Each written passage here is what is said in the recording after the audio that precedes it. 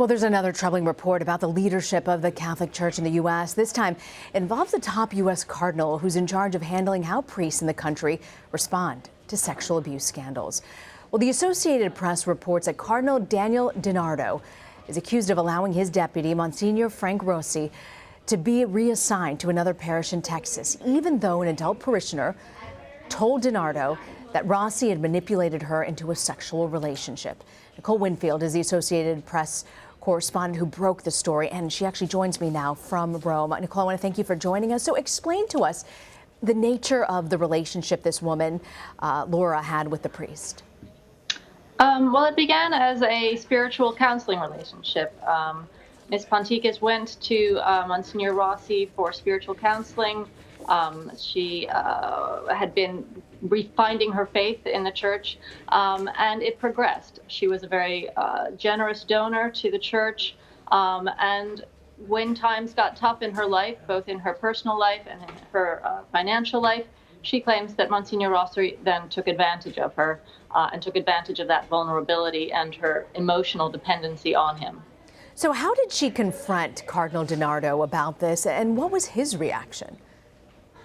Well, Ms. Ponticus went to the Archdiocese in April of 2016 to report Monsignor Rossi. She says that Cardinal DiNardo and the Archdiocesan staff were very welcoming. They did all the right things. They said she was a victim.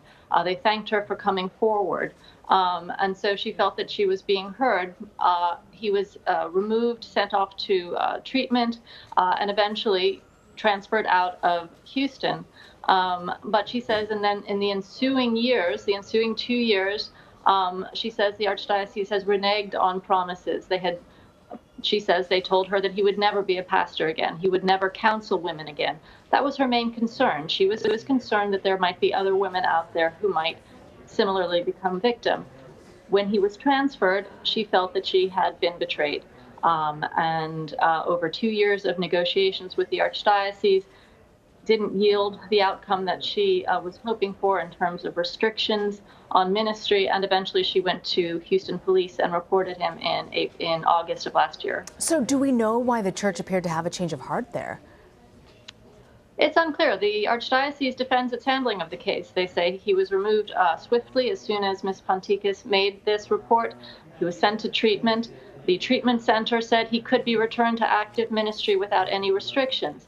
At that point, Cardinal DiNardo had a clean bill of health, as it were.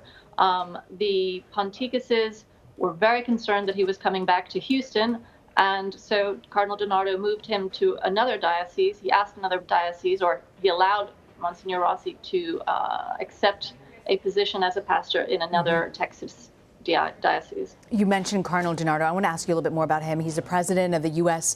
Conference on Catholic Bishops. He's supposed to be the point person in handling the response to the abuse scandal. Is he still going to continue in that capacity given this report? Well, he is due to preside over a meeting of the U.S. Conference of Catholic Bishops next week. They are due to adopt some proposals, measures, specifically to hold one another accountable when bishops engage in misconduct or are negligent in handling misconduct cases that are brought to their attention. This is a 3-year term. Cardinal DiNardo's term is due to expire in November. So he's not, he will be replaced, but that would be a normal replacement anyway. Do you get the sense that either Rossi or DiNardo could potentially face any criminal consequences over this?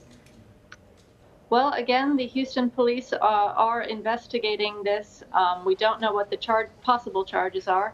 Under Texas law, there is a question of consent in a sexual relationship when clergy are involved with parishioners and there's a relationship of emotional dependency. We believe that might be what police are looking into.